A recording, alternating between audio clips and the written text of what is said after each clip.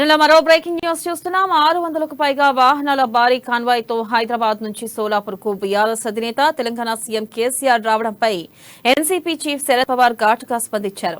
ఇక పొరుగు రాష్ట్ర ముఖ్యమంత్రి తమ రాష్ట్రానికి వచ్చి ఆలయాలను సందర్శిస్తే అభ్యంతరం చెప్పాల్సిన అవసరం లేదన్నారు. కానీ భారీ సంఖ్యలో వాహనాలను తీసుకొచ్చి బలాన్ని ప్రదర్శించేందుకు ప్రయత్నించడం ఆందోళన కలిగిస్తుందన్నారు. కేసీఆర్ తన పర్యటనలో ఇరు రాష్ట్రాల మధ్య సహకారాన్ని పెంచడంపై దృష్టి సారిస్తే బాగుండేదని అభిప్రాయపడ్డారు. 2021లో మహారాష్ట్రలోని పండరీపూర్ అసెంబ్లీ సీటుకు జరిగిన ఉప ఎన్నికల్లో పోటీ చేసి ఓటమి పాలైన ఎన్సీపీ నేత భగీరథ్ బాల్కే గత కేసీఆర్ సమక్షంలో బీఆర్ఎస్ తో చేరారు.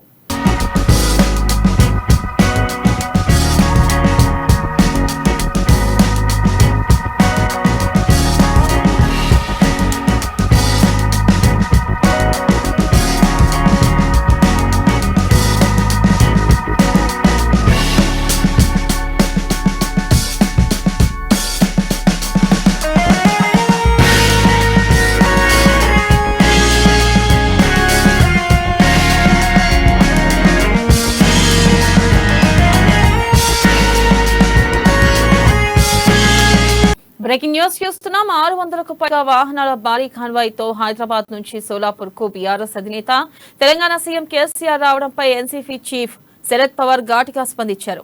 పొరుగు రాష్ట్ర ముఖ్యమంత్రి తమ రాష్ట్రానికి వచ్చి ఆలయాలను సందర్శిస్తే అభ్యంతరం చెప్పాల్సిన అవసరం లేదన్నారు. కానీ భారీ సంఖ్యలో వాహనాలను తీసుకొచ్చి బలాన్ని ప్రదర్శించేందుకు ప్రయత్నించడం ఆందోళన కలిగిస్తుందన్నారు. దీనిపై మరింత సమాచారాన్ని మా ప్రతినిధి రాజ్ అందిస్తారు. రాజ్, వెన్నెల, సీఎం కేసీఆర్ ఇటీవల మహారాష్ట్ర పర్యటనలో భాగంగా 2 రోజుల పర్యటనలో భాగంగా ఒక భారీ కాన్వాయ్ తో రోడ్డు మార్గం ద్వారా హైదరాబాద్ నుంచి మహారాష్ట్రకు వెళ్లడం జరిగింది.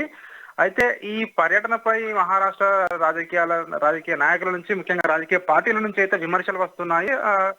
మనకు చూసుకున్నట్టయితే రీసెంట్ గా ఎన్సీపీ అధినేత శరద్ పవార్ అయితే ఘాటుగా విమర్శించిన పరిస్థితి అయితే ఉంది. శరద్ పవార్ అంటున్నారు, కేసీఆర్ తన యొక్క బల ప్రదర్శన చూపించడానికి మహారాష్ట్రకు 600 కార్లకు పైగా ర్యాలీలతో రావడం జరిగిందని, ఇది ఆందోళన కలిగించే విషయం అని చెప్పి కూడా ఆయన ఆరోపించడం జరిగింది.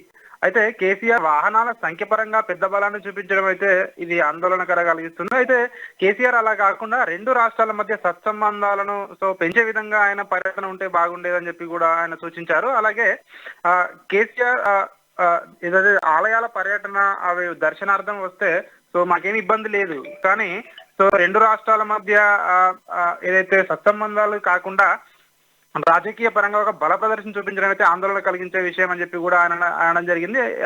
ఎందుకంటే ఎన్సీపీకి సంబంధించిన ఒక నేత భగీరథ్ బాల్కే అనే వ్యక్తి కేసీఆర్ సమక్షంలో బీఆర్ఎస్ పార్టీలో చేరడం జరిగింది. ఇది కూడా ఒక కారణమై ఉండొచ్చు ఆయన విమర్శించడానికి అని చెప్పి కూడా రాజకీయ విశ్లేషకులు అయితే భావిస్తా ఉన్నారు.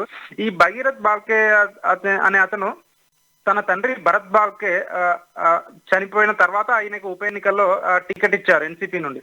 అయితే ఆయన ఓడిపోయాడు. ఓడిపోయిన తర్వాత ఆయన చూపు బీఆర్ఎస్ వైపు పడింది. బీఆర్ఎస్ లో రీసెంట్ గా చేరడం జరిగింది. మరోవైపు ఎన్సీపీ మిత్రపక్షమైన ఉద్ధవ్ ఠాక్రేకి సంబంధించిన ఏదైతే శివసేన పార్టీ ఉందో ఆ పార్టీకి సంబంధించిన అధికార పత్రిక సామ్నాలో కూడా ఒక సంపాదకీయం రాయడం జరిగింది. ఆ ఎడిటోరియల్ లో స్పష్టంగా రాయడం జరిగింది, కేసీఆర్ ను విమర్శించుకుంటూ ఒక ఎడిటోరియల్ అయితే రాశారు. ఏదైతే కేసీఆర్ ఈ కాన్వాయ్ ద్వారా వచ్చారో ఈ బల ప్రదర్శన ఏదైతే ఉందో ఆందోళన కలిగించే విషయం అని చెప్పి కూడా చెప్పడం జరిగింది. అలాగే ఆయన బీజేపీకి బి పార్టీగా వ్యవహరిస్తున్నారు బీఆర్ఎస్ పార్టీ అని. ఎందుకంటే ఆయన ఖచ్చితంగా ఇక్కడికి వచ్చి మహారాష్ట్రలో రైతుల ఏదైతే ఓట్లు ఉన్నాయో ఆ ఓట్లను చీల్చడానికే ఇక్కడికి రావడం జరిగింది. పరోక్షంగా అది బీజేపీకి లాభం చేకూరడానికి మాత్రమే కేసీఆర్ చూస్తున్నారు. అంతే తప్ప ఆయన మహారాష్ట్రలో గెలిచేది లేదు అని చెప్పి కూడా అలా ఎడిటోరియల్ లో రాయడం జరిగింది. అలాగే తెలంగాణలో కూడా నెక్స్ట్ వచ్చే ఎలక్షన్ లో బీఆర్ఎస్ పార్టీ గెలిచే అవకాశం లేదు, ప్రజా వ్యతిరేకత కూడా బాగా ఉంది. దీనికి తోడు వారి యొక్క కుమార్తె అయినటువంటి కవిత పైన కూడా కేసులు ఏవైతే ఉన్నాయో, సిబిఐ కేసులు ఉన్నాయో ఆ కేసులో ఏదో బీజేపీతో లోపాయికారి ఒప్పందం ఉంది ఆ కేసు నుంచి బయటపడడానికి. అందుకనే ఈ కేసీఆర్ అయితే బీజేపీ చేతిలో పావుగా వాడుతున్నారు. ఆయన మారిపోయారు. బీజేపీకి బి పార్టీగానే మేము చూస్తున్నాం దీన్ని, అంతేగాని కేసీఆర్ బీజేపీని ఓడించాలని మాత్రమే చూడట్లేదని చెప్పి కూడా ఎడిటోరియల్ వివరించడం జరిగింది. మొత్తానికైతే కేసీఆర్ టూర్ అయితే ఉందో ఇది పలు విమర్శలకైతే తావిస్తా ఉంది.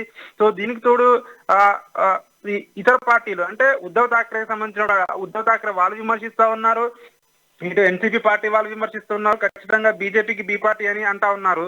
సో మొత్తానికైతే కేసీఆర్ పర్యటన అయితే మహారాష్ట్ర రాజకీయాల్లో అయితే ఒక సంచలనం సృష్టించింది. ఒకవైపు ప్రతిపక్షాలు విమర్శిస్తా ఉన్నాయి. సో రాబోయే రోజుల్లో ఇవి మరింత వేడికి ఈ ప్రతి విమర్శలు అనేటివి ఇంకా ఎక్కువయ్యే అవకాశం అయితే కనిపిస్తా ఉంది. Vennela. Right Raju, thank you.